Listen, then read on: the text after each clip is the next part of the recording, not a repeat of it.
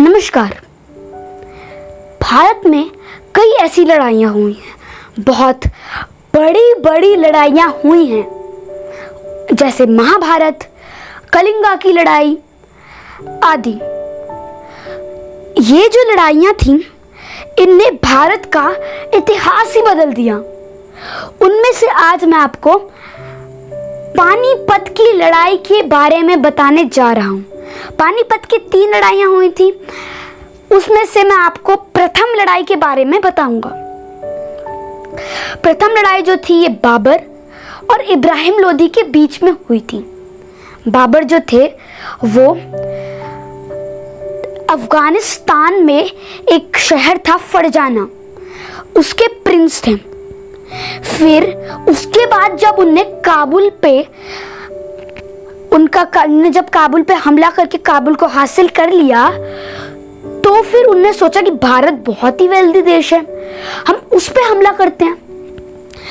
और चांस भी बहुत ही अच्छा था कि जो लोदी डायनेस्टी थी, लोदी डायनेस्टी के 3 एम्परर्स थे, बहलोन लोदी, सिकंदर लोदी और इब्राहिम लोदी। तो इब्राहिम लोदी के अंकल ने उन्हें इनवाइट किया था कि भैया आके लड़ लो, और चांस भी देखिए कितना अच्छा था। तो उनने भारत पे हमला करना शुरू कर दिया। उसने लाहौर पे हमला कर दिया। लाहौर में आपको बता दूं, तब के टाइम पे पंजाब का हिस्सा होता था, और पंजाब का हिस्सा होता था लाहौर, और अब के टाइम पे वो पाकिस्तान का हिस्सा है। उसने लाहौर पे अपना कब्जा कर लिया। उसके बाद उसने इब्राहिम लोदी से लड़ने के लिए कूच कर दी। बाबर की सेना कितनी थी? बस 13 से 15 हजार। इब्राहिम लोदी की तो लाखों की सेना थी। तो बाबर की सेना में लोगों को लगा कि उनकी सेना से हम कैसे जीत सकते हैं। उनने बाबर को कहा कि हम कैसे जीतेंगे, चलिए वापस चलते हैं। तो बाबर ने कहा कि नहीं, पहले लड़के देखते हैं क्या होगा। तो फिर युद्ध जो था कंटिन्यू हुआ। अब बाबर को भी पता था कि इतनी कम सेना थी उसके पास, और जीतने के लिए बहुत अच्छी स्ट्रैटेजी बनानी पड़ेगी। तो इसने बहुत ही अच्छी स्ट्रैटेजी बनाई। तो क्या किया उसने अपनी स्ट्रैटेजी में? उसने युद्ध क्षेत्र में गड्ढे कर दिए, और जो ऐसे पदार्थ डाल दिए जो नुकसान पहुंचाएं, और उनको ढक दिया, घास से, फूल से, पत्तों से ढक दिया, और एक जाल टाइप बिछा दिया। एक तरीके से उसने ट्रैप बिछा दिया। फिर क्या किया कि उसकी जो दूसरा था वो था सेना को उसने बहुत ही गजब तरीके से रखा हुआ था।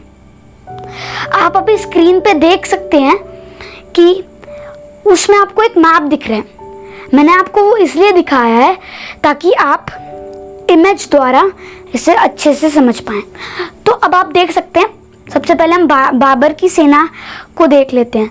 तो अब आप जो ये पहले रेखा पे जो आप देख सकते हैं वो खड़े हुए हैं, वो उसके गुप्तचर हैं, उसके जासूस हैं, जो इम्पोर्टेंट चीज़ें और हर चीज़ें जाके बाबर और उसकी सेना को बता रहे हैं।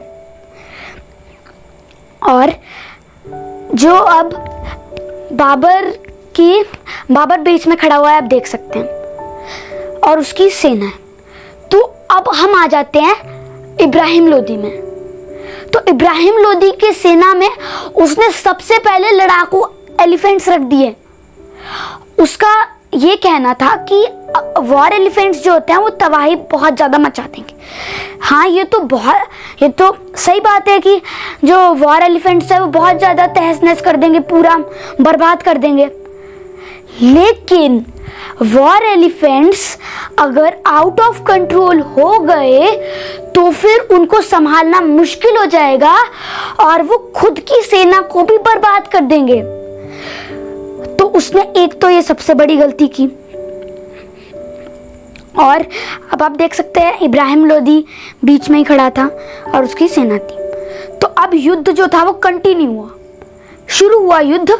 और बाबर जो था उसने सोचा कि हम सीधा अटैक नहीं करते, दुश्मन को आने देते हैं, जैसे दुश्मन आएगा हम हमला कर देंगे।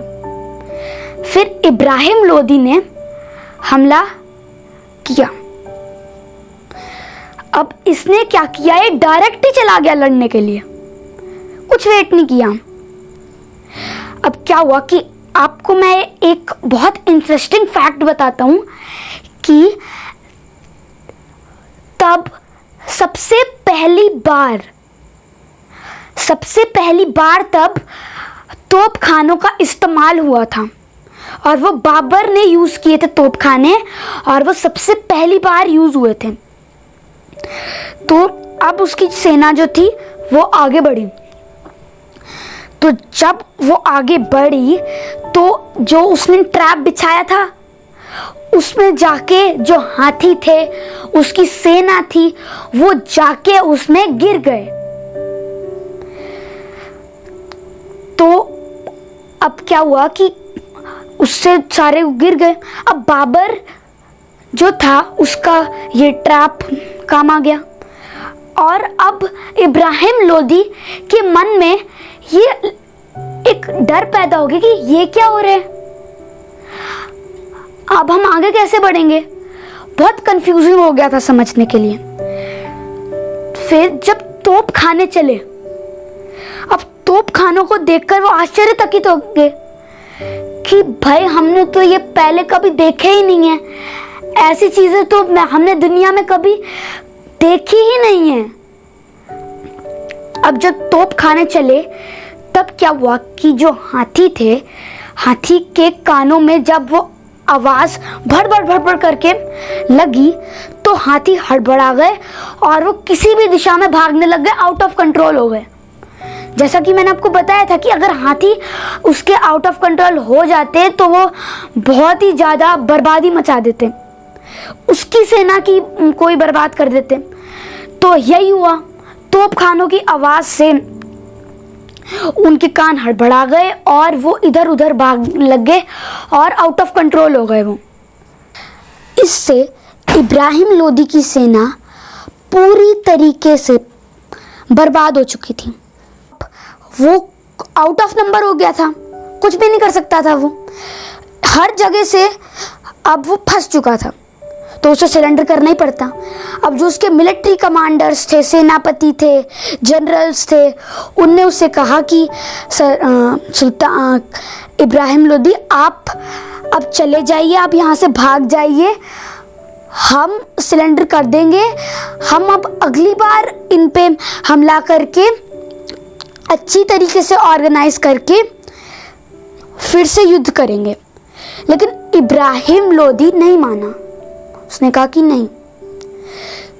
इब्राहिम लोदी की सेना ने सरेंडर कर दिया और इब्राहिम लोदी का जो सर था वो कटा हुआ बाबर के सामने पेश कर दिया गया।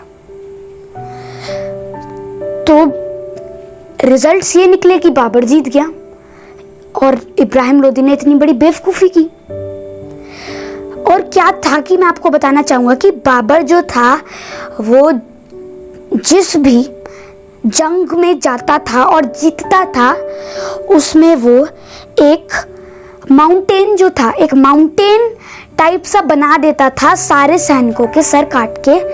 और उसने पानीपत की प्रथम लड़ाई में भी यही किया, जितनी भी इब्राहिम लोदी की सेना थी उसके सर काट के एक बड़ा सा पहाड़ बना दिया।